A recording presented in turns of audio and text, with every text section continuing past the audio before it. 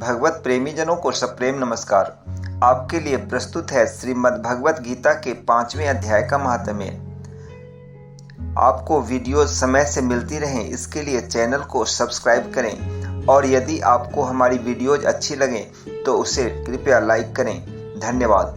श्री भगवान बोले, हे देवी, अब सब लोगों द्वारा सम्मानित 5वें अध्याय का महात्म्य संक्षेप में बतलाता हूँ। सावधान होकर सुनो। मद्र देश में पुरुकुत्सपुर नामक एक नगर है। उसमें पिंगल नामक एक ब्राह्मण रहता था।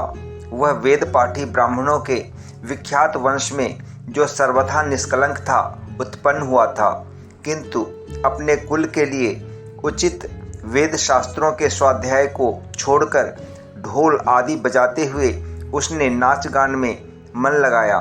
गीत, नृत्य और बाजा बजाने की कला में परिश्रम करके पिंगल ने बड़ी प्रसिद्धि प्राप्त कर ली और उसी से उसका राजभवन में भी प्रवेश हो गया। अब वह राजा के साथ रहने लगा और पराई स्त्रियों को बुला बुलाकर उनका उपभोग करने लगा।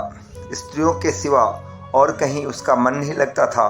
धीरे धीरे अभिमान बढ़ जाने से उच्छृंखल होकर वह एकांत में राजा से दूसरों के दोष बतलाने लगा। पिंगल की एक स्त्री थी जिसका नाम था अरुणा। वह नीच कुल में उत्पन्न हुई थी और कामी पुरुषों के साथ विहार करने की इच्छा से सदा उन्हीं की खोज में घूमा करती थी। उसने पति को अपने मार्ग का कंटक समझकर एक दिन आधी रात में घर के भीतर ही उसका सिर काटकर मार डाला और उसकी लाश को जमीन में गाड़ दिया। इस प्रकार प्राणों से वियुक्त होने पर वह यमलोक में पहुंचा और भीषण नरकों का उपभोग करके निर्जन वन में गिद्ध बना।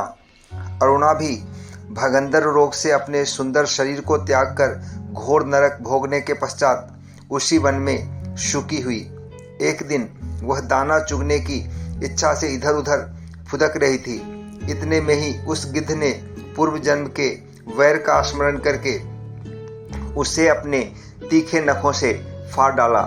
शुकी घायल होकर पानी से भरी हुई मनुष्य की खोपड़ी में गिरी। गिद्ध पुनः उसकी ओर झपटा। इतने में ही जाल फैलाने वाले बहेलियों ने उसे भी बाणों का निशान बनाया।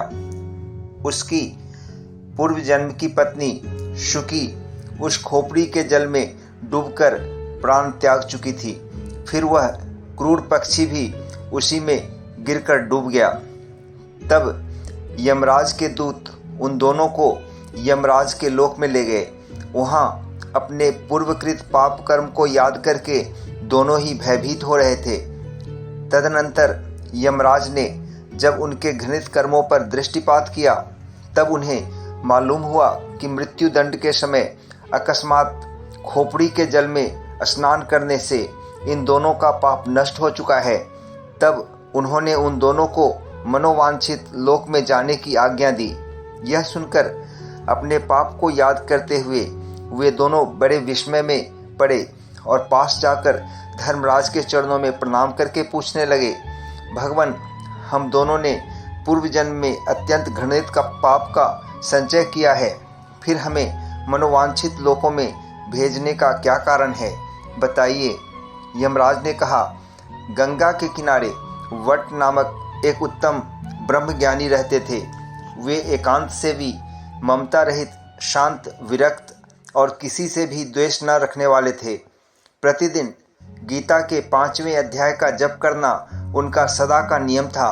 5वें अध्याय को श्रवण कर लेने पर महापापी पुरुष भी सनातन ब्रह्म का ज्ञान प्राप्त कर लेता है। उसी पुण्य के प्रभाव से शुद्ध चित्त होकर उन्होंने अपने शरीर का परित्याग किया था। गीता के पाठ से जिनका शरीर निर्मल हो गया था, जो आत्मज्ञान प्राप्त कर चुके थे, उन्हीं महात्मा की खोपड़ी का जल पाकर तुम दोनों पवित्र हो गए हो। अतः अब तुम दोनों मनोवांछित लोकों को जाओ, क्योंकि गीता के 5वें अध्याय के महात्म्य से तुम दोनों शुद्ध हो गए हो।